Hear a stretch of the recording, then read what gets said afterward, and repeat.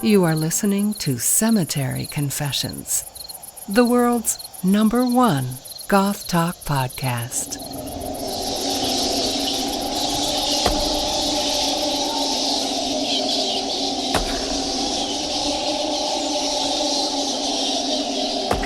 All right, so this episode we are reviewing the newest album from Belgrado titled Intra Apogeum, which I'm sure I'm pronouncing incorrectly, but it's Latin, so can you really blame me? We're going to just jump right into a track before we chat about our feelings, and that's going to be, I think, track 3, so enjoy.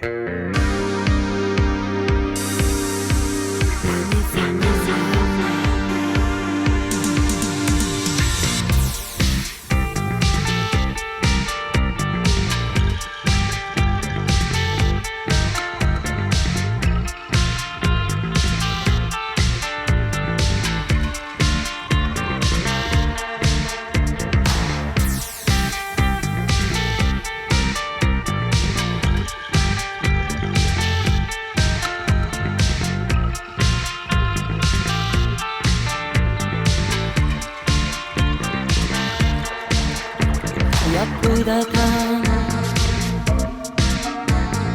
pójdę przed ciebie, ale nigdy ja nie zapomnę.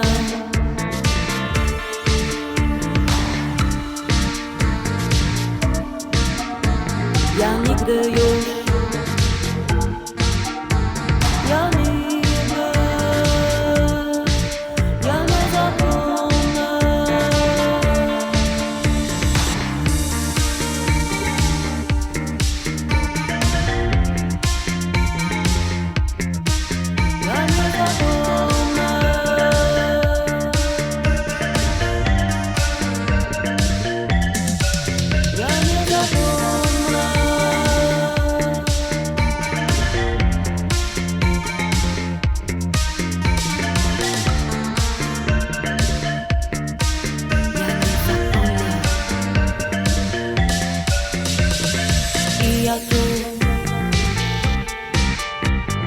Widzę cię i myślę o powrocie, ale ja nigdy nie będę taka jak przedtem.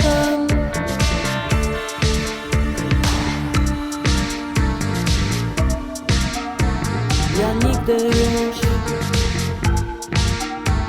ja nigdy, ja nie zapomnę.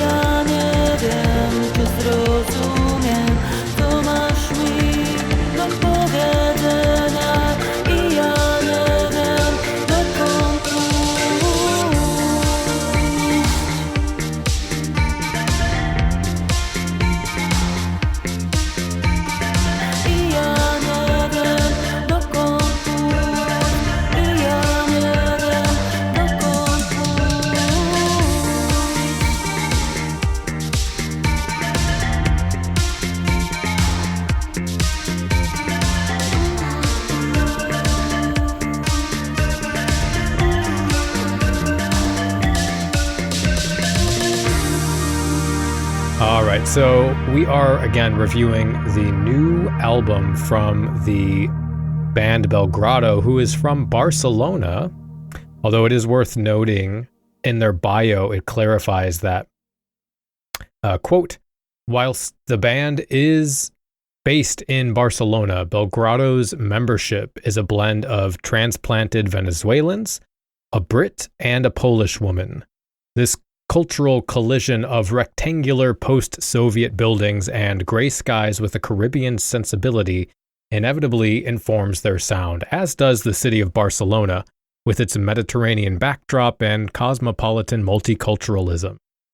End quote. Yeah, and I guess it's also worth noting that the track titles and the lyrics are in Polish as well. Well, all of their lyrics are in Polish, but I quite enjoyed it. It's been a while since I've listened to Belgrado. Their last album came out 7 years ago.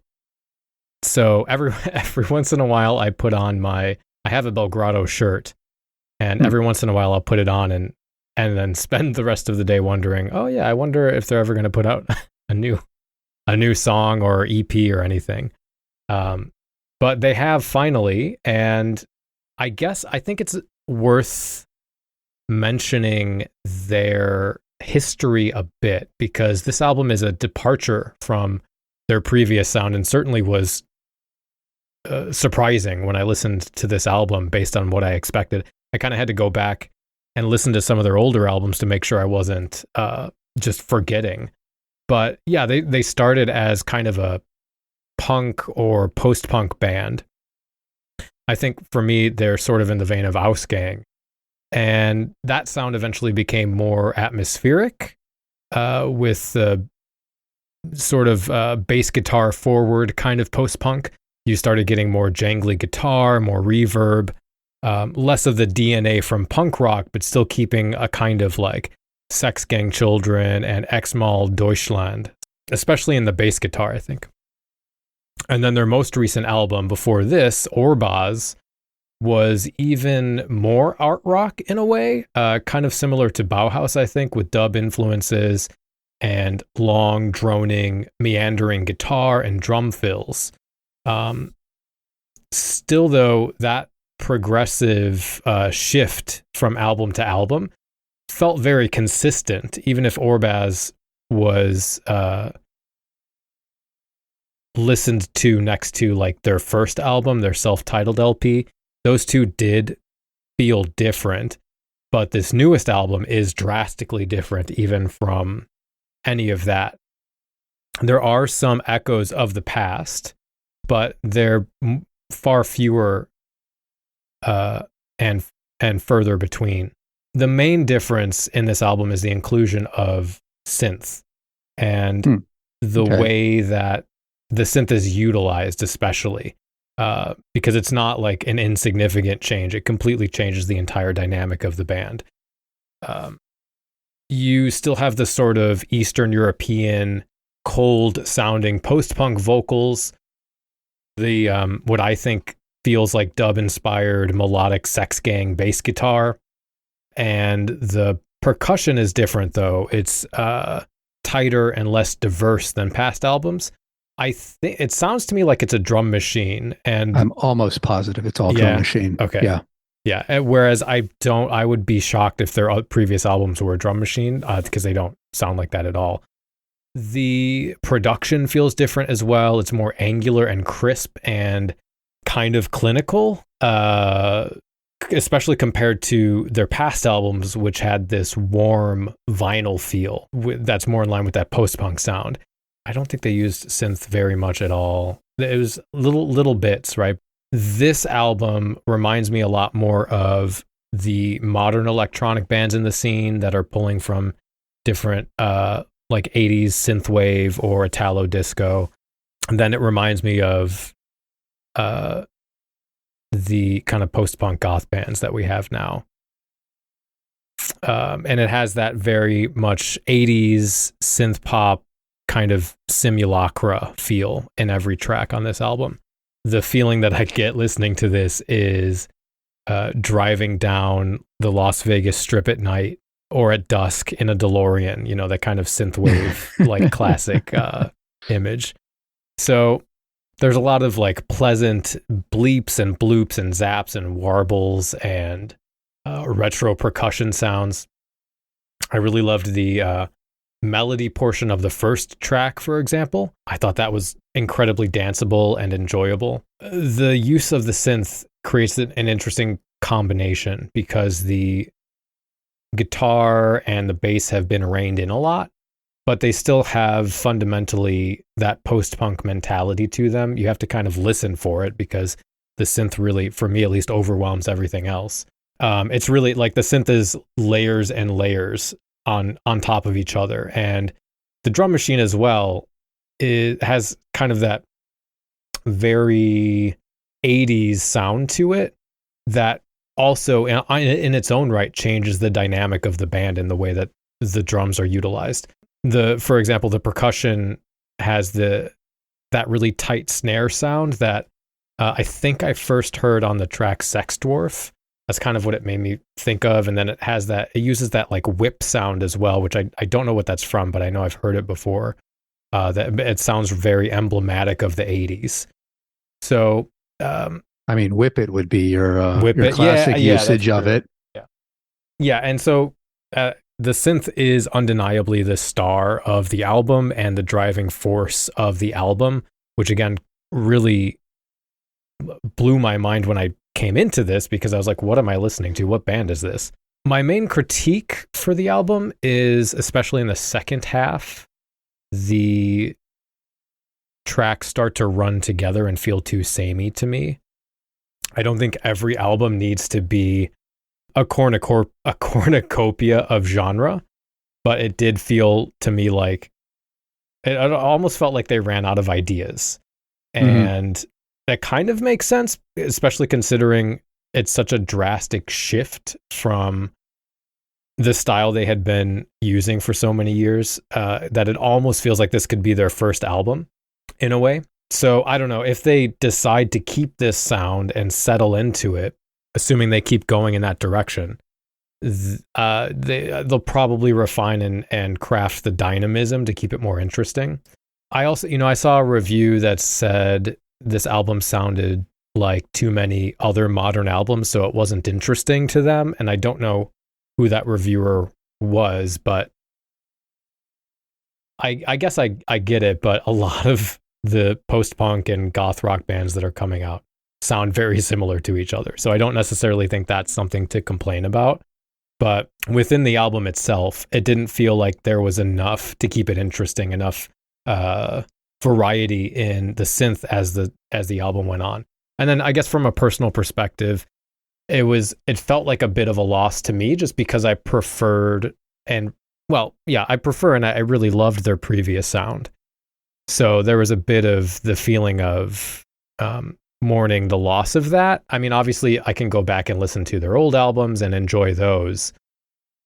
Even from the first album to the second album, I really, really liked what they were doing on the first album. And it changed and it was fine, but there was just like a sort of raw nerve feeling to the first album that I really enjoyed, that really paralleled the 80s sound. And, really I think they are still utilizing the 80s very clearly. It's just a different genre. So I would be interested to know what prompted such a dramatic change. I couldn't find any interviews or anything like that online. There was some information about the album, nothing that said like, what is it? Did they get bored with the old sound? I don't know, but I would be interested to know. So overall, I did enjoy the album. I didn't want to get too much into the specifics of the instrumentation because you're really good at that.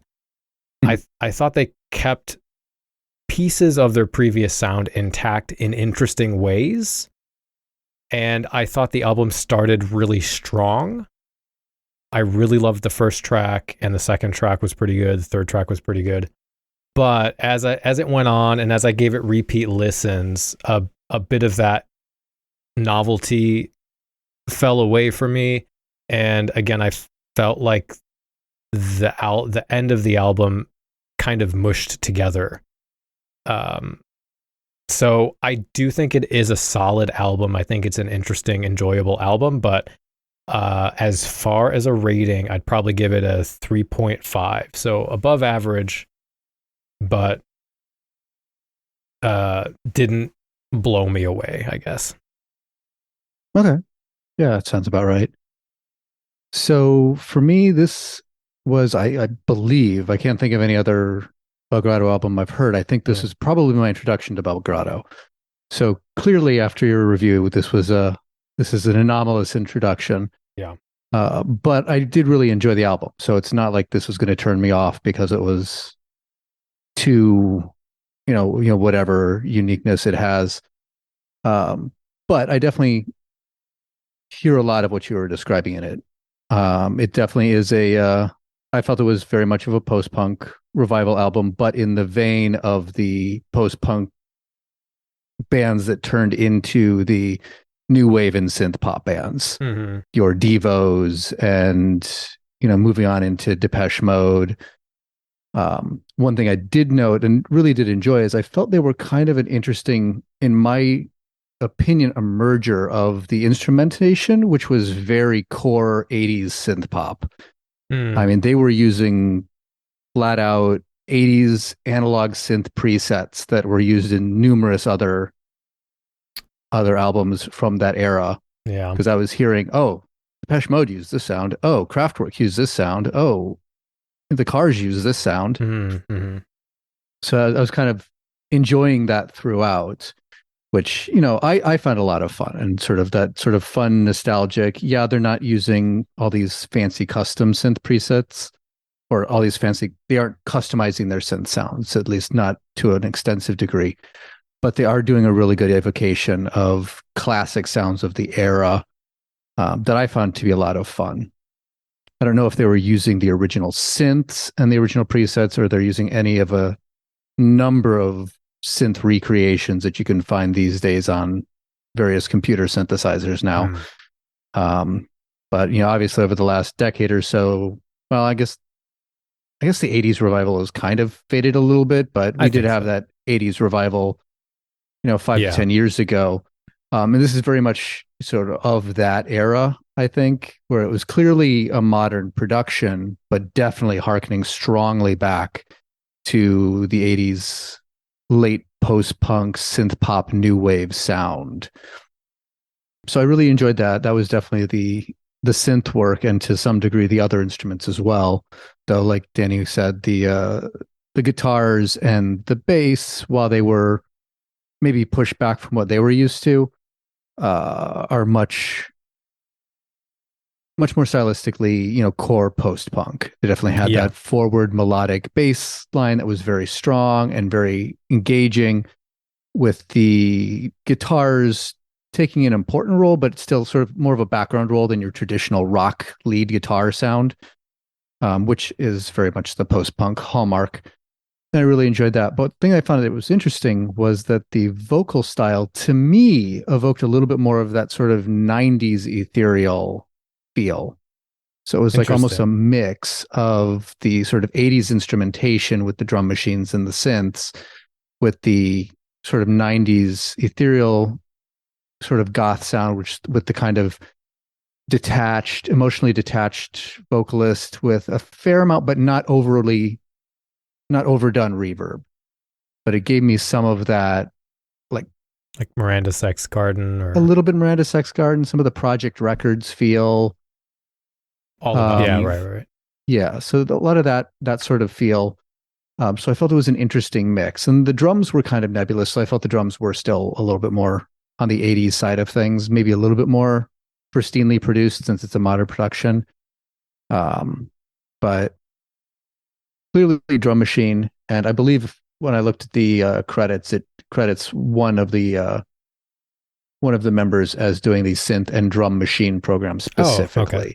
So it doesn't mention a drummer, so I'm pretty sure that's an indication that they went full on drum machine if they had used a live drummer at their previous albums. Yeah, it must have been. I can't imagine the drums on their other albums were drum machine. Yeah. Okay. Maybe that's what prompted it then, if the drummer left. Yeah. And it's the synth person's like, hey, I want to do some fun stuff. I don't know. Yeah, I mean, it could have just had either maybe a new member that was the synth player that was much more heavily involved in the songwriting, or just the synth player from previous albums took a stronger lead because they had to cover for a drummer. Right. Yeah, who knows? But one thing I want to echo from what you said, Danny, was the way they were putting their songs together, the instrumentation. I felt that almost all of the songs did a really great job of taking a lot of different sounds, just layers and layers. A lot of them were synths or sound effects. They weren't all synth melodies, but they did have, I thought, pretty strong use of actual guitar and bass. But they layered a lot of sounds in and out. There was a lot of variety in most of the tracks, and instruments would come in and out in ways that I found very engaging and really interesting. But it didn't turn into a mess. They did a good job of keeping everything together. Yeah. It all made sense despite the sheer number of ear candy little bleeps and bloops that were happening in the background. It really was cohesive, but it did keep you guessing. You didn't know what was coming next. Nothing stood out to me. I was like, oh, where the hell did that come from? Right.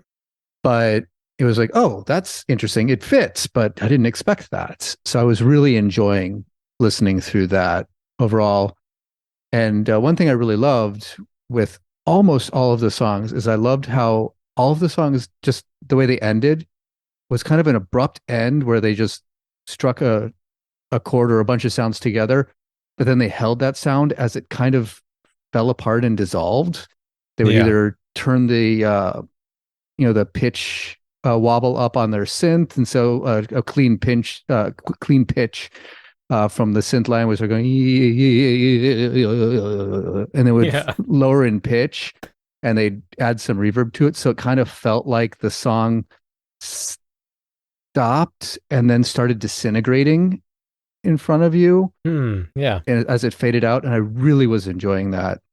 Probably my favorite use of that was, I think, the second track where they had a laugh sample that did that sort of disintegrating fall away. That was really kind of trippy and creepy and fun. But really, a lot of that was the way they ended their songs. And I really enjoyed it in general. It was, I mean, yeah, it's the same technique on most of them, but they were always different sounds that were sort of breaking apart. So I found that really fun. So it was sort of my general opinion of it. As far as individual tracks, they did come in pretty strong with the first track. My main issue with the first track was just, pet peeves of mine that have to do with certain tropes from the 80s. I just have never liked synth toms. And so they had a lot of synth tom fills in that, especially at the beginning. It started with a really interesting sort of metal clangy sound, which was fun, sort of weird chime sound. But then it had a big synth tom fill, and then it threw in the laser zap percussion, which is another thing that I don't tend to like the laser zaps very much. And this song had that real heavy. So that kind of didn't grab me with the intro, but then all those things sort of fell by the wayside when the actual song came in.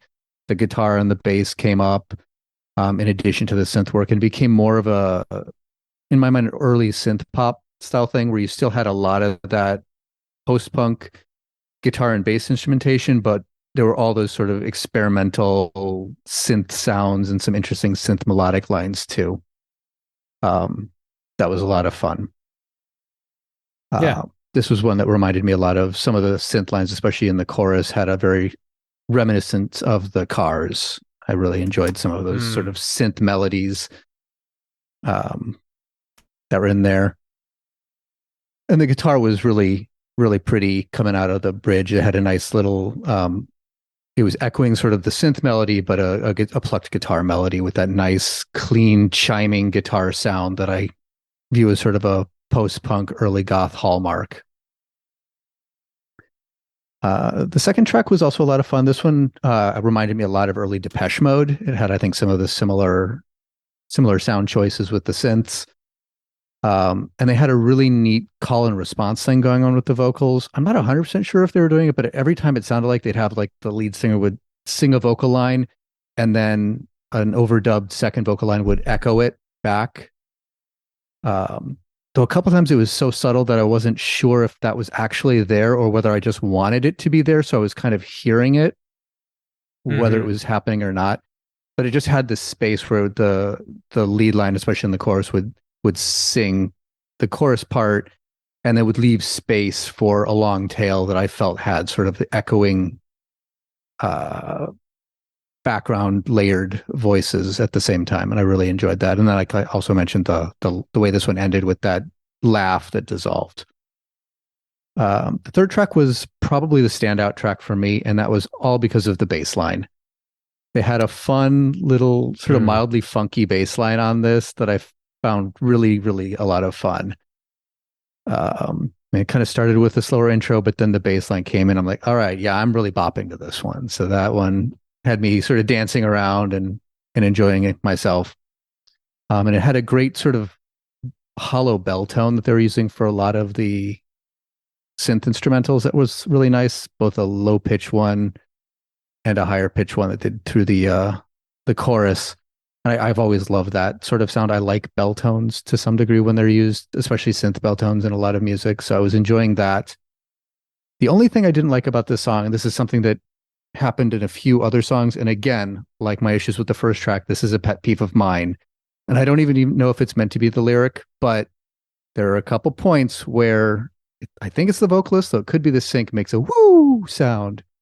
And I hate the word or expression woo or yahoo or wahoo or anything like that in lyrics. I don't know really why I hate it so much, but I mean, maybe it's just because I hate fun. But yeah, that is just the one thing that kind of bugged me on the song, though they only used it very little. There was a track a couple tracks later that used it much more heavily, and was another thing. I was like, oh God, really?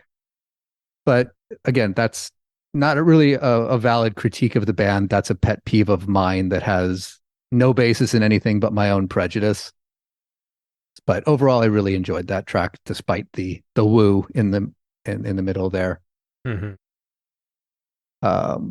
fourth track, I think that might have been the one that had more woos, but it did definitely have some woos. That one started, the bass drum in that one when it first came in gave me real heavy New Order vibes. I was definitely getting that sort of New Order, breaking away from Joy Division dance, rock coming out of the 80s. And they had some great guitar chord stabs in that as well that were, making me, in my mind, mix the Police with with New Order, because it had that almost sort of reggae feel with the guitar stabs that is very reminiscent of the Police. So I did really like that one. And it had some really good dynamic shifts throughout, where instruments would be pulled out. It'd have some stripped down periods, and then everything would come back in. It would get really upbeat again and up tempo. Then track 5 had really doubled down on a lot of that sort of background bleeps and bloops. They just were throwing everything in on that one. And they had some interesting guitar work on that one, where they were doing almost this sort of sound effect guitar work that reminded me of Bela Lugosi's Dead, where they'd have just non-melodic, just doing the scrapes on the guitar, but putting it through a delay pedal. So it'd have those echoey sounds, a dubby sound that was, all throughout Bela Lugosi's Dead. So it had a lot of that. And this track had probably my favorite vocals in the album. They had some really neat vocal melodies happening, and then it kind of mixed between a higher pitched sung style and a lower pitched, almost spoken style of vocalization that they would do in the choruses. They'd sing for a bit, and then they'd lower the voice and do an almost spoken part at the end of the chorus. And I was really enjoying that dynamic shift between the sung and spoken feel, as well as the high and low register of the voice. Yeah. And then, we're coming on to track 6, 7, and 8, which are the last 3 tracks. And I kind of want to echo what Danny said. They did seem to run out of steam. And for me, it was less that they were starting to blend together, but it felt like they they were downplaying the synth work. They didn't have as many of those synth layers. It felt like there were yes. just a Yeah. small amount of a synth melody, maybe a couple of ambient ear candy things in the background. They still had uh, the bass and the guitar work were in there doing their post-punky thing, but they felt more stripped back. Yeah, I felt like they ran out of ideas, basically. Yeah. So a lot of what I was really enjoying, like I said at the beginning, with the general feel of the whole, hey, let's mix a bunch of interesting little melodic snippets and little ear candy pieces and throw them all into this really interesting, dynamically shifting massive sound. They really seem to strip that back. I don't know if it was on purpose or if, like Danny was saying, they might have run out of ideas or who knows how they're trying to fill at the end. But yeah, I didn't find the ending one, the last few, as engaging. The track 6 did give me a little bit of an 80s and 90s video game music vibe, which was kind of fun. And they did play around with that one still held some of it was track 7 and 8 that I felt really stripped things back and I didn't enjoy them as much. But overall, yeah, things just started to wind down towards the end here. And even that favorite thing I mentioned with the endings, they weren't doing that as much either. It would still end abruptly, but they wouldn't extend it out for that whole dissolving, collapsing, falling apart thing. They would just kind of end at a tone and it would fade quickly. So it was like, So two of the favorite things that I really loved that were characterizing the first bit of the album seemed to be dialed down at the end, which was a little bit of a loss, but still I enjoyed all of the tracks. There wasn't anything that I'm like, I don't want to hear this. I want to skip this track or something like that. Yeah. So overall, I agree with you, Danny. I think it was a real solid album. I loved how they were evoking some very classic 80s sounds, giving me a lot of reminders of various 80s bands that I love. So overall, I really did enjoy this album. It was a really fun album. Really did do that sort of post-punk experimental sound, but leaning towards the era where it was starting to merge or starting to spread out into, or I guess splinter off into new wave and synth pop. So overall, I think I'd give it actually a 4 out of 5. I was pretty favorably impressed with it. That makes sense. You do love your synth. You do appreciate your synth more than I. So yeah. Well, I also didn't necessarily have fond memories of the earlier albums where this was a departure of. So the fact that it wasn't a departure from anything, and I was coming into this without any preconceptions, I think helps me judge it a little bit differently. Not necessarily better or worse, but certainly differently. Yeah, I do think that colored my emotions toward the album because I was expecting one thing and then I missed that through the duration, and I think that soured it a little bit for me. So I get, like you said, it depends where you're coming at this album from. Yeah, and I guess I also like you said, Danny, I did find the fact that it was in Polish to be interesting. I don't know, are all their songs or all their previous albums, are those also Polish primarily, or are they more of a mixed bag? As far as I remember, they're all Polish. Yeah. Okay. It was just a surprise to me because of, unfair assumptions. I look at the band page and it says it's from Barcelona, Spain. So I'm like, oh, okay, it's going to be in Spanish. I start listening to it. I don't speak Spanish, but I understand it well enough to be able to follow Spanish. I'm not following this at all. And it's not like the vocals were drowning in reverb or, pushed back so far that I would be unable to understand the lyrics. But then I looked over the track list. I'm like, oh, okay. These track titles definitely look Polish. Looking at their Bandcamp, it does seem like they had some songs in English. Okay. Well, I appreciated your thoughts as always.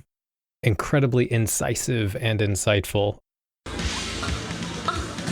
So you've got to be interested in death. It's the last great taboo. It's the only taboo left. Precisely. I mean, why is it, do you think, that everyone in here is dressed in black? It's a celebration of death. No, I just like the clothes. Yeah, well, no, I mean, the clothes look good. Yeah, I mean, death looks good. Charles Manson, yeah? No, he was cool.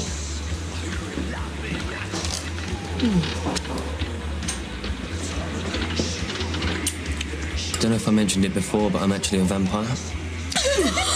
Sinister Going to be another. I suggestions. think I've been doing a lot of books lately. So I've been listening to a lot of audiobooks, and I'm actually I just finished one that's really good and has nothing at all to do with music. But it is called The Invisible Kingdom, subtitle Reimagining Chronic Illness. Mm-hmm. And it's basically it's about living with chronic illness, and per the title, those invisible illnesses that Mm-hmm. everyone says you don't look sick because you've got some sort of autoimmune disease or something like that, a fibromyalgia type thing. And so the author was pretty much recounting her journey of, I think it seemed like over a decade of living with and trying to navigate our medical system in the US Mm-hmm. to try to get some relief to her debilitating illness.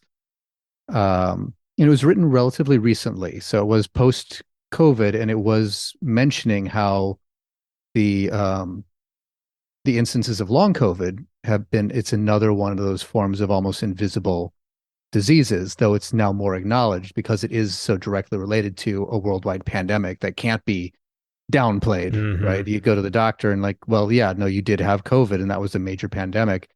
And there have been so many people who came down with COVID and then just never stopped having some of those symptoms. Yeah. And that's been termed this long COVID thing. Well, it gets into your blood, and I guess it impacts your organs and like everything in your body, basically. Right. And so all the these thing symptoms. is, what they're talking Go about is how what a lot of these sort of autoimmune disorders and some of these things are Mm-hmm. is one of the things that allows them to sort of hide under the radar. So when you get your blood Mhm. work done and you get all those tests at the doctor and they say, Mm-hmm. no, you look fine. You look Mhm. perfectly healthy, even though you have massive brain fog, can hardly get out of bed. You're in constant pain. You're having all sorts of weird symptoms. But the medical establishment, from their standardized tests, is just saying, no, everything looks good. You might have a little bit of high spikes in some of your white blood cell counts, or some antibodies for various diseases or infections from the past are still present, but you seem to be past that. It doesn't look like you have an acute infection. And part of that is because they're finding that some of these diseases seem to be able to not live in the bloodstream so much, but actually hide in your organs, which we don't have good Mm-hmm. diagnostic tests for. Mm-hmm. Well, But- I mean, Sarah's been to, and I have been to at least 5 doctors in the last month, and we've got multiple more appointments coming up. Mhm. And she has many chronic issues, but she's had this year, since January, several new or worse issues that has very much been that thing of, well, they keep taking her blood, they keep doing CT scans, they keep doing X-rays, they keep doing all these things and saying, well, it's maybe that it's take these things, take those things, and nothing works. Mhm. And we've been, we go to multiple different doctors, multiple different specialists, and they essentially just keep repeating the same thing without ever finding anything or prescribing anything that makes any noticeable difference. And Right. so you go on continuing suffering and feeling like you're not being listened to, feeling like you're going crazy, feeling like you're going to have to deal with this forever, and how bearable is that? And it's Mhm. pretty miserable. Yeah. I mean, that's really what this whole book kind of, it is a narrative. I mean, the author does go into some explanations and some descriptions about things outside of the narrative, but it is all grounded in this narrative of her struggle, of exactly what you're describing, going to multiple different doctors, multiple different specialists, getting all sorts of different treatments. Some doctors totally downplaying it, saying, it's all in your head. None of our tests show anything. Some doctors being very sympathetic, but also just sort of guessing and not having a good answer. And then the author's struggle, as a lot of people with chronic illness struggle, of trying to figure out a narrative of what is going on, Mhm. trying to figure out names for what she has, how she can describe it, how she can explain it to herself to understand it, and thus be more comfortable in living with it rather than having this vague, nebulous, I don't know what this is, but I can barely function in the world. So something's definitely wrong, but no one can give me answers. But yeah, it was quite a journey, both with standard medical doctors, so standard Western medicine, also went into some integrated health, alternative medicine practitioners, stuff like that. Coming from a standpoint of someone who was or is very much of a skeptic from, some of the stuff that feels like snake oil or not bad, but expressing how when you are chronically sick and you've gone to all the quote unquote real doctors and they seem to do nothing or can't seem to figure anything else, that They'll try anything. to a degree there's the try anything, but the other thing she mentioned, which sort of opened my eyes a little bit around one of the values of some alternative medicine, regardless of whether the actual treatments are effective or just pseudoscience, this idea that when she went to some of the integrated health practitioners, the holistic medicine people, they treated her like a person. Oh, yeah. They were actually interacting with her. They spent more time with her. They would acknowledge her experience. Whereas with the official doctors in hospitals, she was treated as at best, a disease, but more so at worst, a person who is seeking attention, making things up, psychosomatic disorders, stuff like that. All those echoes from the delightfully misogynistic past concepts of hysteria. And these sort of issues are predominantly in people who are, female biologically or born female. And there's not any good real explanation of why that seems to be the case, why it seems to affect biological women more than men. But there was some positive signs at the end of it where things are changing, things are being understood a little bit better. And she was sort of talking about long COVID being a little bit of a silver lining. As terrible as that is, it is opening the medical industry as a whole into that some of these things that have been downplayed and poo-pooed for so many decades might actually be something, because this long COVID thing is in that same category and it's as mystifying to all their tests, but the symptoms are so much more clearly detectable with oxygen levels and breathing patterns and some of that stuff that are explicitly detectable, even though the underlying cause is still eluding most testing. So the hopeful note is that with the pandemic and long COVID opening, the medical establishment's eyes up a little bit more to this, there will be more thoughts about how to engage with these sorts of diseases, and how they're all affecting people. So it's a really good book. It wasn't actually very long. I really enjoyed it. And for those who are suffering with those invisible diseases or any sort of a longstanding issue like that, it's won't necessarily give you answers, because it doesn't. I mean, the person who had this ended up, responding well to a Lyme disease treatment, but everybody's going to be different. And, some people might respond to that as well. Some people might not, but at least hearing the journey and maybe seeing yourself in that journey does give you that sense that you're not alone.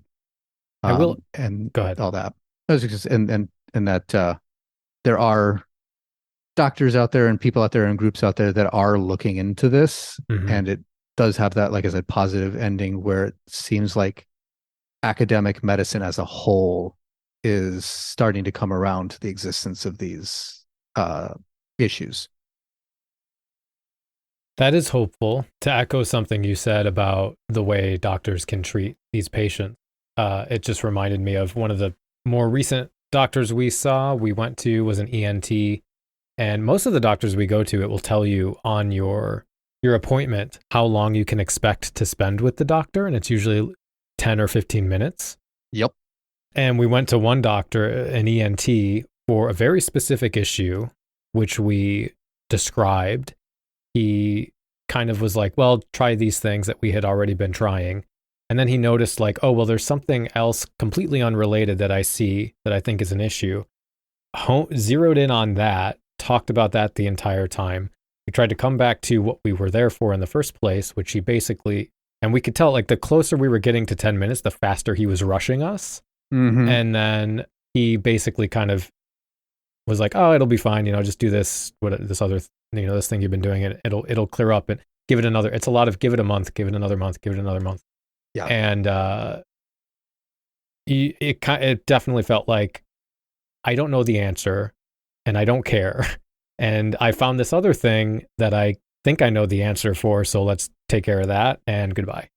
And it's a very shitty, disheartening experience, especially, again, like you were saying, Sarah definitely feels like because she's a woman, she's not listened to and not taken seriously. And it's not great. It's not a great experience. One thing the author mentioned about, that sort of thing, exactly that sort of treatment, is that medicine, that sort of academic Western medicine practice, is very good at what it does, which is finding an explicit issue, giving you a treatment for that explicit issue, and getting you out the door. As long as things are cut and dried and straightforward like that, it works. Yeah. And they do a very good job of that, and it's very effective. But it's very reticent for multiple reasons to express any uncertainty. There's this sense that the doctor is a professional who has to know the answers and has to be able to fix it. So when something falls outside of that cut and dried experience, where they don't know, things are, symptoms are nebulous, tests are inconclusive, there's a very big gray area there with uncertainty, and the medical establishment, as it is in this country at least, is ill-equipped to confront that sort of uncertainty. And they're also oftentimes told to not even express that to the patient, that I don't know what's going on, for myriad reasons. The one that's oftentimes brought up is for fear of being sued, right? For tort reform issues, where if you either claim to not know or make a bad guess that's outside of the norm, all of a sudden you're exposing yourself to potential repercussions, or just degrading your authority, because a lot of medical practice is built on being the expert and having people coming to them as the expert. And when the expert doesn't know, the whole edifice kind of crumbles a little bit, and it's just not designed to confront that sort of uncertainty. And that's part of the core issue. I mean, in the moment, that's a great point. And in the moment, it comes off as like a ego thing. Mm-hmm. And it feels like I would rather dismiss you than admit I'm uncertain and I don't know and I don't have an answer and I don't have a test I can run or a recommendation or something. Right. And then it just feels very dismissive. But this episode really took a turn. Ooh. Well, like I said, it's my recommendation, but is a little bit off the beaten path, though not entirely, because we have done entire episodes on being goth with invisible diseases and be they mental health or physiological, but of undisclosed origin or undetermined origin, not undisclosed. Well, do I want to? I have an unrecommendation, which is what we had talked about. I think I know where this is going. I usually write down my thoughts and organize them before I do that, and I haven't done that, so I don't know if I want to record that right now or not. It's probably more interesting as a conversation anyway. Let me grab the book. I am really losing my voice. I have been reading a book called, you may have heard of it, The Art of Darkness, The History of Goth by John Robb. You've probably heard of it because the marketing campaign for this book has been absolutely bananas. I've never seen a goth book marketed the way this has been. It's been everywhere. There've been articles and all kinds of what feel like puff pieces in all kinds of music journals and websites, to the point where I was expecting this book to be trash, kind of. Not trash, but not great, because it was being pushed so heavily, and it didn't feel like any of these reviews were genuine. Now, I'm only like 60 pages into this, okay? And it's a, 500 page book. So take this with a grain of salt. I have conferred with some other people that have finished the book. Couple people that have similar views to myself. So this will be maybe an ongoing thing, and I'll give an update if I change my view on this. But this book kind of sets out to be a history of everything, right? It's one of these books that tries to tell the entire story of Goth. Literally starts with the Goths, and then spends a bunch of time on Victorian literature and fashion and architecture, but it does it in such a strange way that just to get into a little bit of the specifics, right? We spend time talking about bands like Manson or Public Image Limited or The Doors, Iggy Pop, a lot of like post-punk references. And so this is as we're going through talking about Gothic literature and that kind of thing.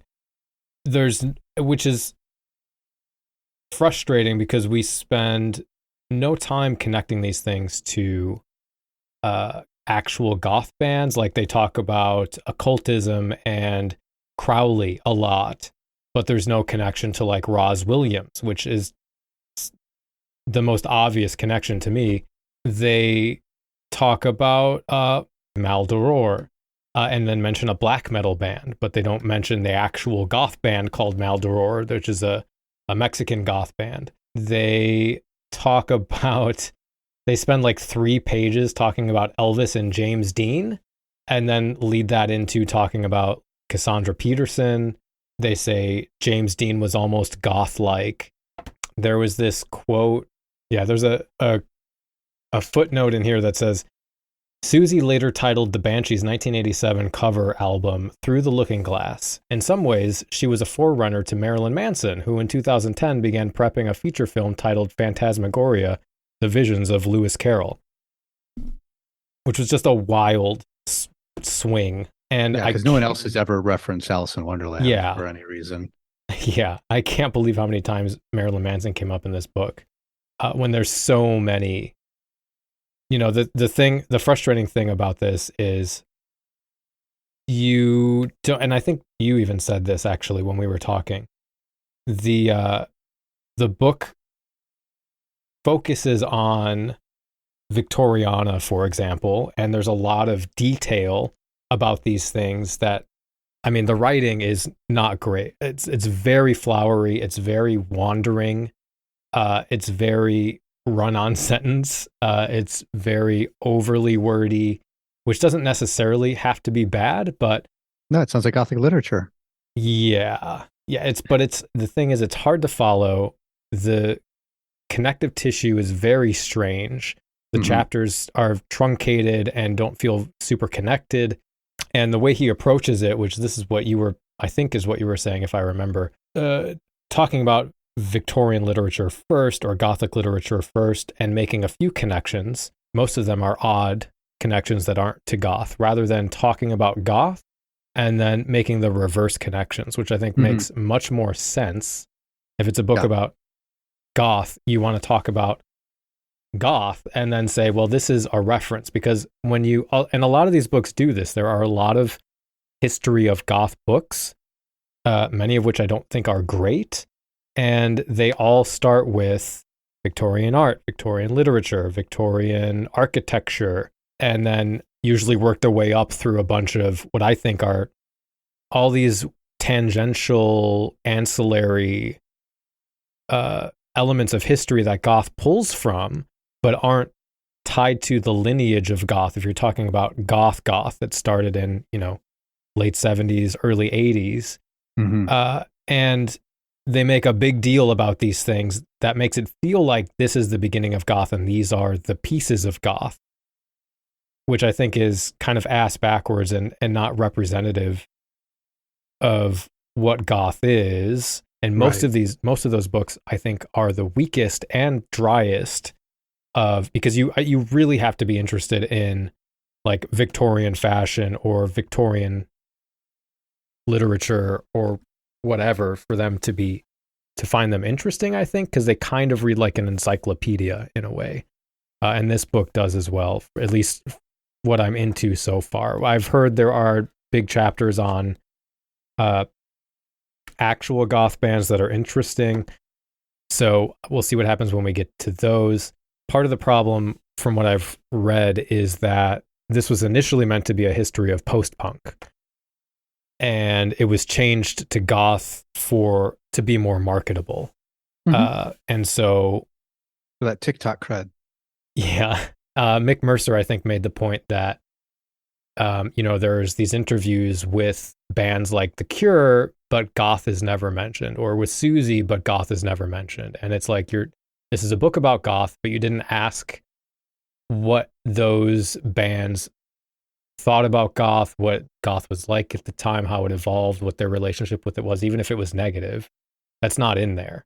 What else do I want to say? Yeah, so for example, I really enjoyed and recommended, which I have finished now, the book God to Goth by Johnny Halfhead, which was about his experience through the 90s in goth bands. And there's a lot of personal anecdotes and stories that keep it very interesting and engaging. And through those, you get stories about the goth scene, like about how, right. So like he tells a story about Creaming Jesus stealing Rosetta Stone's guitars and how Rosetta Stone went and complained to management because they were too afraid of the working class boys and they were very like prissy. And so they went and tattletaled on Creaming Jesus, like fun stories like that are directly related to goth. And that doesn't show up in here. And I feel like instead of buying a book like this, and there are like, I'm not going to name them, but there are many of these,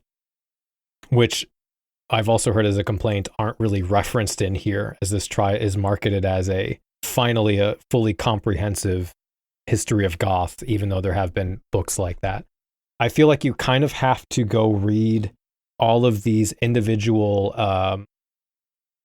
what would they be called? Autobiographies, I guess, like Wayne Hussey's book, or even like the Sisters of Mercy books, that they're not autobiographies, but they're histories of Sisters of Mercy, the Christian Death books, the Cure books, the Bauhaus books, and reading all of these taken together gives you a good picture of the history of goth. If you are interested in the 80s, right, that's another complaint I agree with McMercer on, that nobody's writing about what's happening now. People are doing other media about that, YouTube videos, podcasts, TikToks, whatever. But this book has like 20 pages at the end about modern goth, and I've heard it's not a very good chapter. But you don't get like, in Phantoms, for example, talking about the way that you can reverse the relationship between the history, what goth is pulling from, and goth. In Phantoms, when the Death Rock book, when you have bands talk like 45 Grave talking about their experience of their history, they're talking about, oh yeah, and so like then one night the whole band went with a new member who auditioned to go watch Hammer horror movies, and that was the test to see if they would be in the band or not, right? You're talking about the relationship that way and saying like, yeah, Hammer horror was an influence, the schlocky horror films were an influence, instead of having like 50 pages on the history of horror cinema and then saying, oh yeah, and also goth bands were inspired by it. That's really not interesting to me, and I think it's backwards. And even Phantoms, which was a very enormous book, I think did a better job at telling the history of goth, even though it was death rock, than this book. I feel like not many people are complaining about this book, and again, people are going to say, well, you haven't read the whole thing. Yeah, okay, I will read the whole thing eventually. But as of right now, I am not impressed with this book. Yeah, and as of the commentary, what you were referencing before about the backwards way of doing it, where they're starting with the history of Victorian literature, God forbid, going all the way to the Visigoths, and talking about that and moving forward. Um, what I was saying about that was, if you look at other books that are purporting to talk about the history of a subculture or the history of a music genre, they're treating their subject in general as, well, this is a subculture, so we're going to look at it from a sociological standpoint. And usually that starts with, this is the thing this is the thing we are investigating. So they'll start with, this is the subculture, it is this roughly. And then they'll kind of look back at, what led to it, where did it go from there? So it kind of starts at the central point, which is the inception or the core of the subculture that they're focusing on, and then spread out forwards and backwards to find out the links and what led to it and what led to its inception. And for something like goth, that's where you would do, okay, there's this goth thing, and part of the inception or part of why it got its name was because there was a lot of references to this Gothic literature thing. And Gothic literature was called this because it had references to this Gothic architecture, and that would call this because it had this barbaric style like the Goths. And it could go backwards like that to do that. And then with music books, it's talking about, again, it usually starts with the music as it arose, as it started getting notoriety, and then talked about, well, it was influenced by these bands. The early members of this musical genre would say, oh, we get our inspiration from, or we got ideas from this or that. Like, for example, the book I read recently on the oral history of hip hop, it starts talking about hip hop and it starts talking about those first few bands that started, rapping in the Bronx. And they were talking about how, oh, we got ideas by sound system culture with all the Caribbean diaspora coming into New York at the time in the early 70s. They were bringing their sound system culture out of Jamaica. And so they have these big block parties and they had DJs and they're mixing records, and they learned this thing where they can mix two records to get the break beat. And then they have an MC speaking over it, and that evolved into rapping over it, etc. So it started with the rappers, and they were referencing these early things rather than starting with, some arbitrary aspect of the history, where for some reason, whenever we look at these things talking about goth, they seem obsessed with the word. It's not that it's a subculture. It's not that it's a music genre. It's this word goth.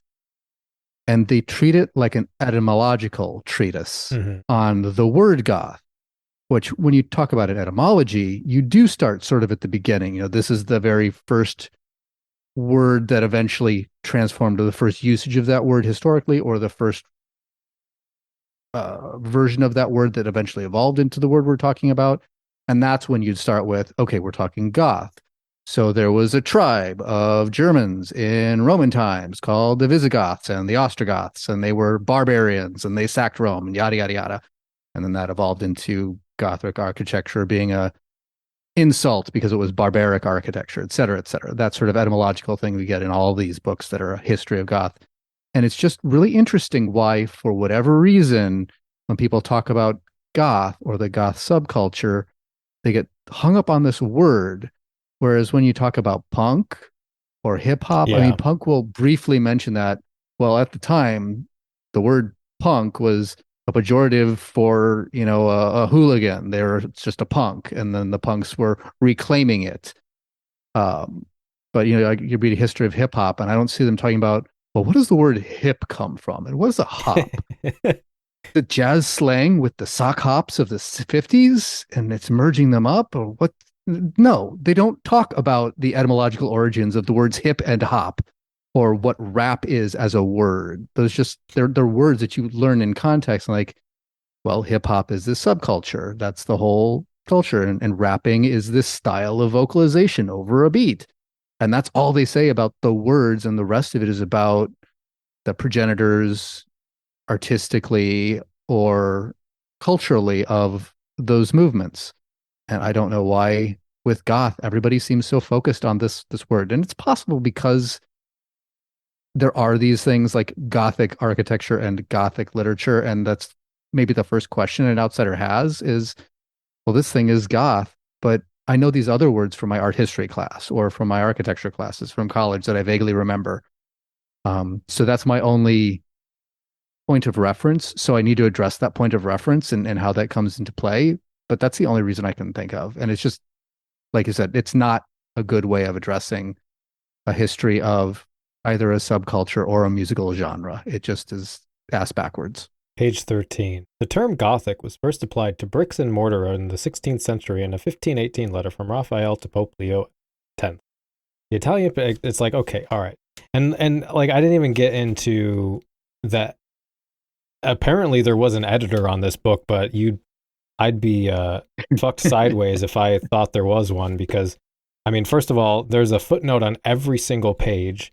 Some of the footnotes are literally half of the page, or at least a quarter. That happens quite a lot. The way that this is organized feels so disconnected and disjointed. I think I said it feels like 7 Degrees of Kevin Bacon, the book, because it's just like this thing happened and then that's connected sort of to this other thing, and it's absolutely wild. And again, like, you know, I haven't read the whole book, sure. I have like 60-ish books on goth that I've read. So, okay, there are, hey, you know what? I'm still open to reading the chapters about musicians and whatever. But at this point, I would say go read Somewhere Leather, Somewhere Lace again, or go buy it if you haven't bought it. It's unfortunate that the marketing was a red flag to me, and it seems to continue to fall into my expectations, but that's just where I'm at with it. I'll, few months, I'll give you another update. There's a lot of goth books coming out, so I'm going to try and read through them as fast as I can. So that is your sinister non-suggestion. Yeah, don't buy this book. But who knows, Too maybe late. in 6 months I I'll already be like, bought it. Go buy this book. Yeah, you did buy it. That's true. I did. I was curious, and yeah, I succumbed to the commercialism and the hype. Yeah, it was funny that this was being promoted on World Goth Day, and yeah, I think I said something like, it's not a real holiday until it's subsumed by consumerism. Yeah. So. But to be fair, I am trying to catch up with you when it comes to the Gothic library, and I've got a hell of a long way to go. Well, and now they're coming out faster now. There's like 4 books on goth coming out this year. So yeah. Yeah, well, I barely have half of a shelf. So like I said, I got a long, long way to go.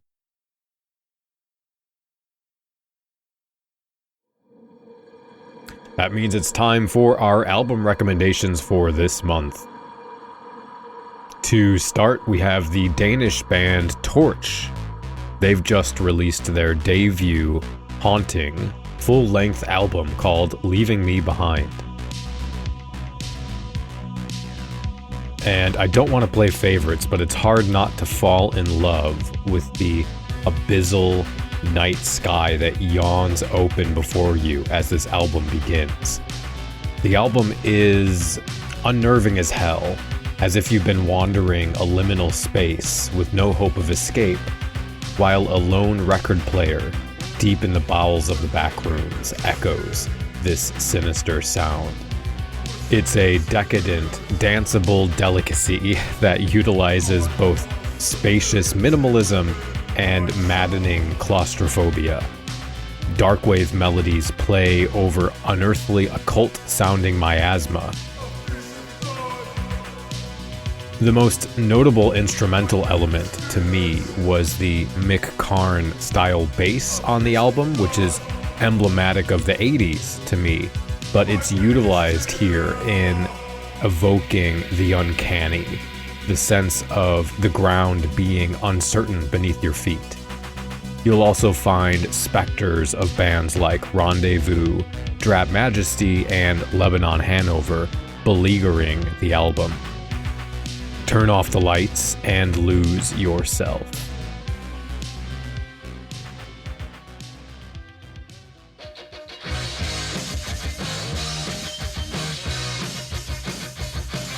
Next up is the new album from ExWhite out of Germany. It's called This Is the Future, And this isn't a goth album at all, but I'm really fond of punk rock, and I like throwing something a little different into our recommendations when I can. I think especially these days, the leftist rage channeled through punk rock is more relevant than it's ever been, and sometimes death rock is just too spooky when you need to scream about smashing the state. It's garage punk that's loose, frenetic, and gritty and distorted. The vocalist sounds like a fucking Rottweiler who learned how to shout lyrics about anti-racism. The album is diverse and creative, trashy and melodic. There's definitely a mishmash of 2000s and 70s sensibilities. I don't listen to much punk, so I'm not overly familiar with the genre, but hot shit does this band fucking rip.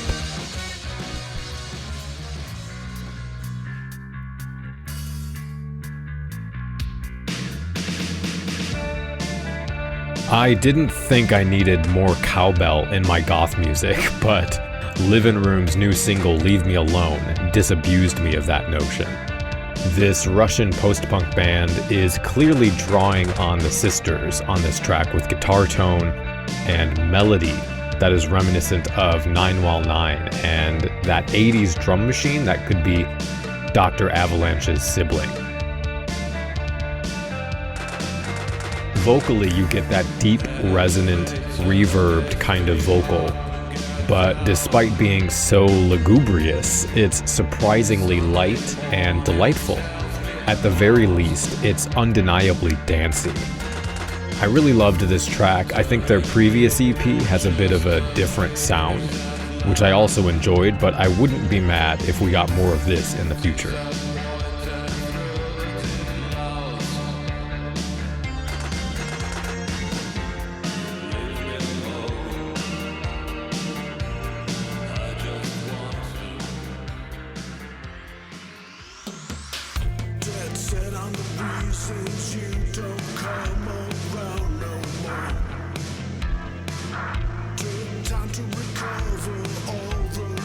Out of New York comes the new album Ghosting by the band Postlooperish. They're a new band who just started putting out music in 2022. Raspy, remorseful, sometimes almost anguished vocals are layered over a Cure-inspired post-punk assemblage that feels like it's mashed with a band like Twin Tribes. It's emotional and languished. I feel like I'm in high school again, walking alone at night, thinking about all my romances and broken hearts, hoping to meet an intriguing stranger in the dark.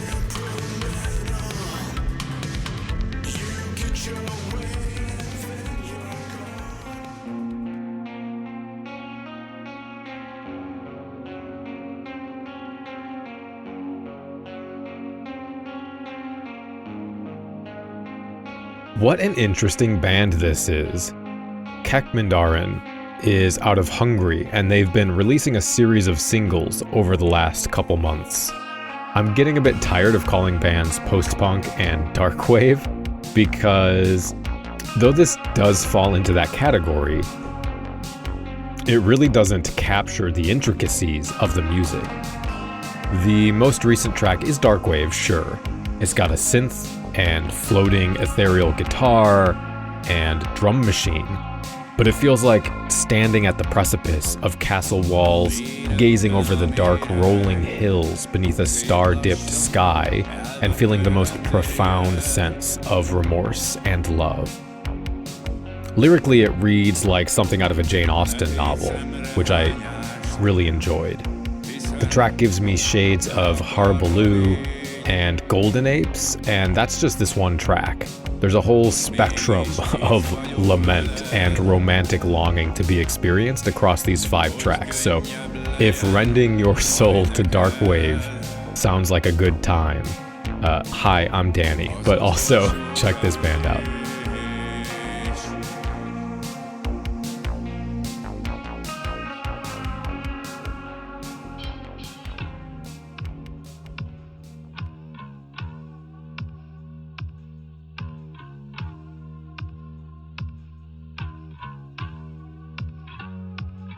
Words and Actions is a band out of Italy, and their newest EP takes the project in a new direction. They state that this new direction is inspired by the power of classics like The Cure, Joy Division, and Sisters of Mercy, who they think are the artistic climax of the post-punk movement. So this single seeks to emulate the root of that sound. The two songs on this single definitely feel like they belong on a Sisters EP, maybe Alice or something like that. The production on the tracks just oozes being recorded in a shitty, oppressive bar basement that's choking the life out of you with fog and cigarette smoke and leather and sunglasses. Except instead of Eldritch's signature trash performance, you get a great phasered vocal and that raw nerve guitar with a driving but simple bass line. It's great, man. It feels like the 80s, even though I wasn't there.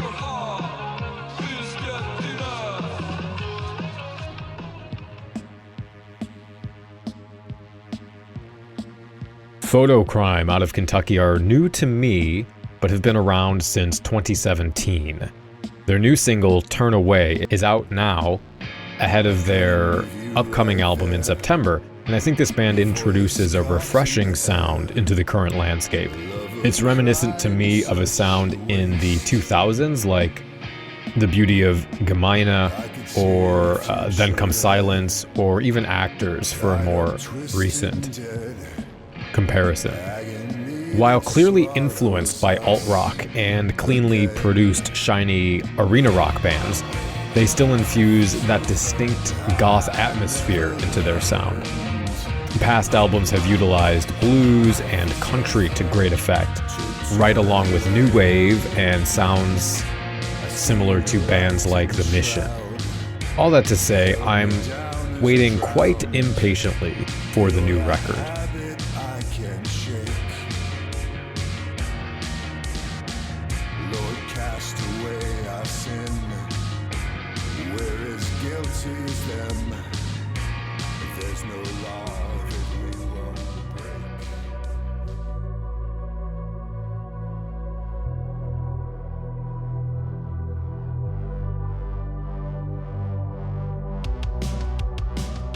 Freezing Lights is the newest track from Polish band Under the Skin, and their first single since their 2019 album as well. It's lamenting, venomous vocals, which dance upon the lush bouquet of post-punk that takes cues from The Cure and more modern synth-infused bass guitar-driven acts. It's a tortured, emotional song about the loss of a relationship in both Polish and English. You'll dance, you'll cry, you'll shout, but most of all, you'll just be glad to get fresh tracks from Under the Skin.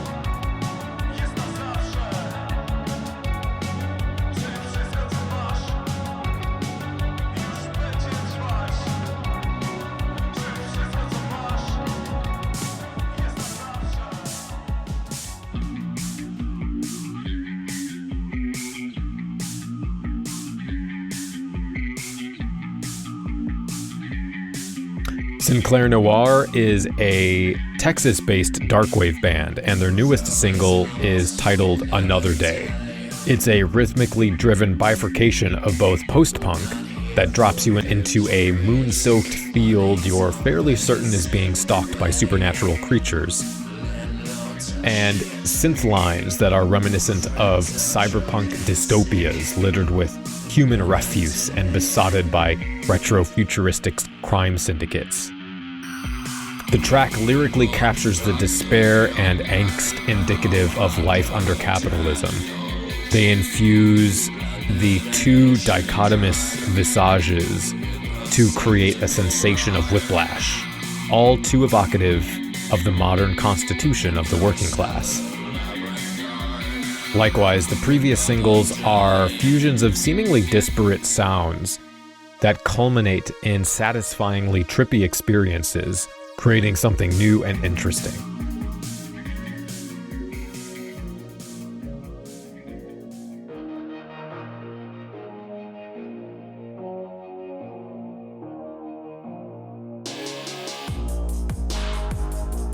Vandal Moon is a band I assume most of us are familiar with, and their newest single, Sad Sad Girl, attempts to update their sound to a fresh, more Gen Z facing generation. At least that's the vibe that I get from this track. The mawkish, darkwave vocals are still here, but lyrically, it's horny as fuck.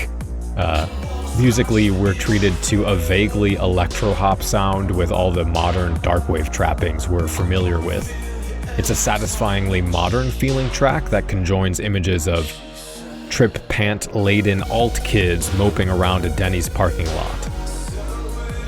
I find the track refreshing and endemic of the playful experimentation with style we've seen the last couple years. Hopefully, we can get more of these kind of peanut butter and my chocolate type tracks in the future.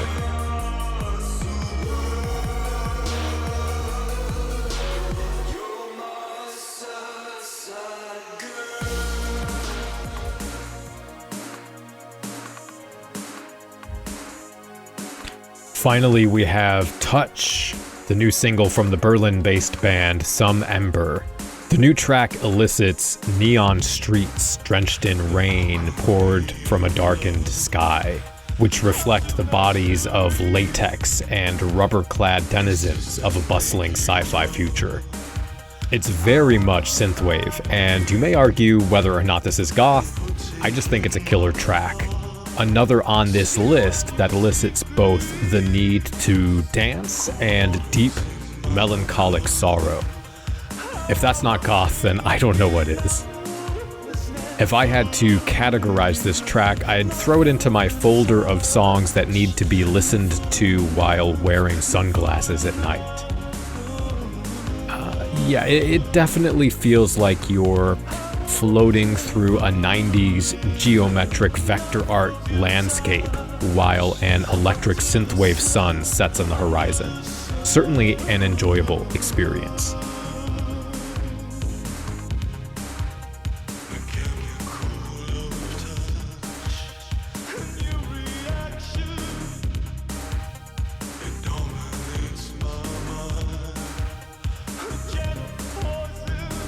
That is going to be it for my recommendations this episode. But before we go, we're going to hear from one of my favorite goths, Azzy Bats of Obscura Undead, with their segment, All Goth Considered. Greetings. You're listening to the June 2023 edition of All Goth Considered with Obscura Undead. I'm your host, Azzy, and in a break from the usual, this month we're going to listen to just 2 recent singles and releases. And of course hear from the bands about their tracks. We're keeping it short this month because everyone's at Wave Gothic Treffen, and also my past month's been trying to kill me, so... Alright, refill your wine glass, your teacup, your coffee mug, or your water glass. Let's dive into these dark waters together. First up is the talented Los Angeles-based darkwave duo Hallows. Consisting of Vanny D and Dom R, this pair has such a wonderful sense of dynamic space and movement in their music. In most tracks, there's this consistent thread of either Vanny's or Dom's soft and often ethereal vocals, while the rest of the instrumentation, be it synths or guitar, is constantly shifting space around the listener. It makes for a very immersive and often weirdly dissociative experience. I've had the chance to see them perform live at Absolution Fest 2021 and Dark Spring Boston 2022, and honestly I think there's very little lost in the translation from stage to album. Or rather, album to stage. Their latest single, Talk to Me, of their upcoming summer release, A Quiet Life, is a more electro offering than past tracks, but they've blended that beautifully with their ethereal elements to create an atmosphere of anxious, quiet desperation. Vanny tells us more about the track and the upcoming album.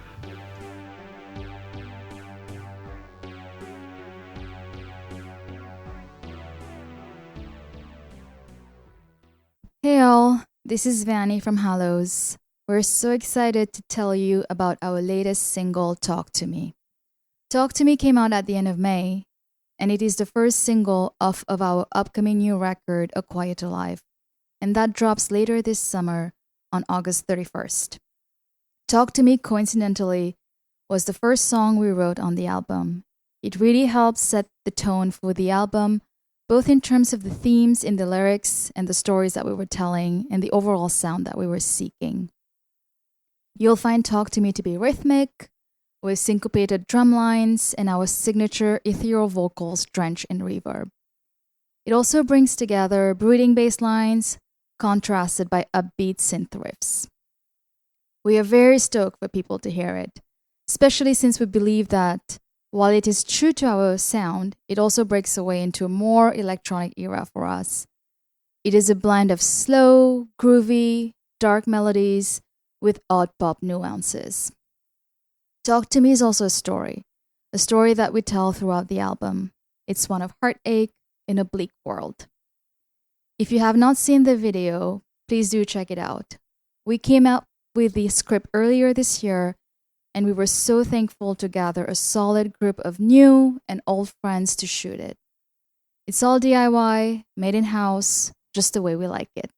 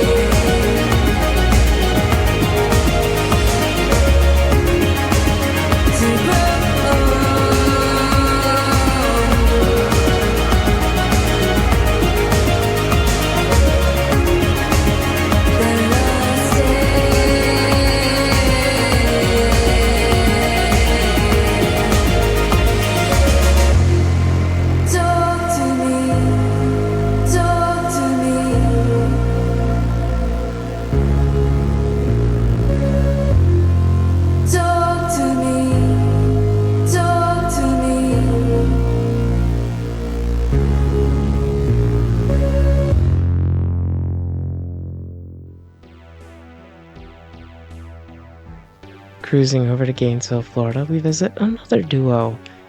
Last Grasp is the duo of Matt DeFace and Epiphany Anthony. I'd love to give a set genre for them, but I also kind of love that I can't. Their early work reminds me of And Also the Trees in terms of their vocal work and the kind of jangliness of the guitars. But their current work puts me in mind more of Ritual Howls with that, I don't even know how to classify Ritual Howls, that just really encompassing vibe. Because Ritual Howls is a complete total like post-punk vibe check in my opinion. And then of course there's the track that we're talking about today, which is a very DIY death rock track. Matt and Epiphany don't seem to so much as play their music as much as their music possesses them. At least that's the way it comes out in the recordings. I'm very much looking forward to seeing them play live this year at Absolution Fest here in Tampa, and I'm curious to see if that experience of their album work translates into, being in a room. So, rather than appreciating their music digitally, getting a chance to, enjoy it analog style. But back to the single I decided to feature. Surprising absolutely no one, it was the death rock-esque track Kiss the Crucifix, released in August 2022, that I decided to go with. I really just enjoyed the fraught tone of the guitars on this track, the energy of the bass and drums, and Matt's tenor kind of weaving in and out of the drums and the bass and the guitars. It was just simple but effective. And lucky for us, Matt is here to break down the inspiration behind the lyrics of Kiss the Crucifix for us.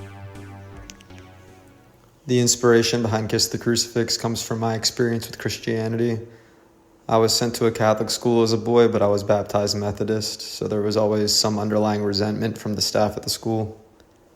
I was disillusioned with religion at a very early age, but whenever my anxiety or depression would get the best of me, I would occasionally find myself still wanting and wishing there to be some higher power to fix the horrors in this world. It's also somewhat about how people find faith at the end of their life as some sort of comfort to ease the anxiety of what may come after life.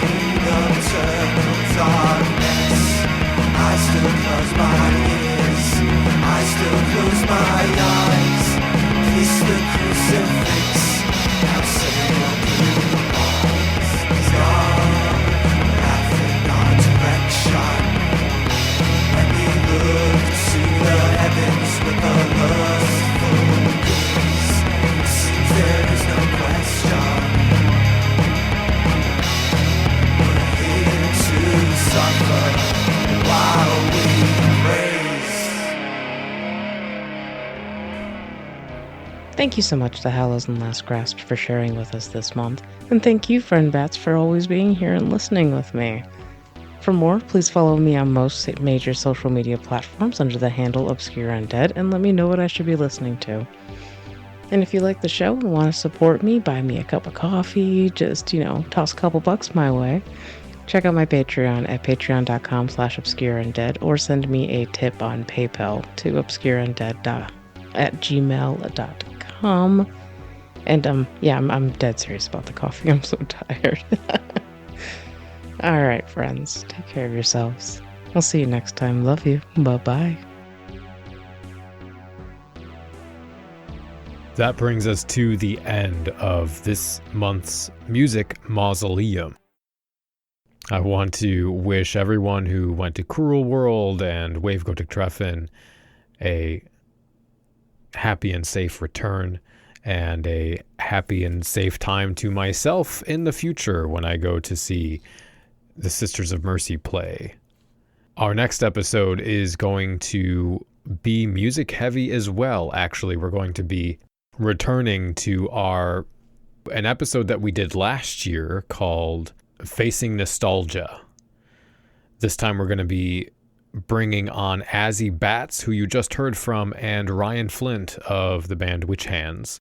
Each of us are going to pick one album that we haven't listened to in probably a decade or so, and we'll all listen to each other's albums and then sort of dissect them, talk about them, share memories about these albums, and decide whether or not the album holds up to nostalgia. We have some incredible albums picked out. I'm really, really excited to talk about them. One of them will be a fun surprise. I don't want to give too much away, but it is a Christian goth album. So if that sounds intriguing to you, I hope you will return for that episode. All my love goes out as well to our Patreon members, who are the sustenance of this podcast. Really, truly, this show does not continue without the support of everyone on Patreon. I feel like public access television, but honestly, without your support, Cemetery Confessions disappears. So thank you all so much. And until next time, stay dark. The preceding program is a member of the Belfry, a network of blogs, podcasts, and videos for the darkly inclined. Go to thebelfry.rip for more information.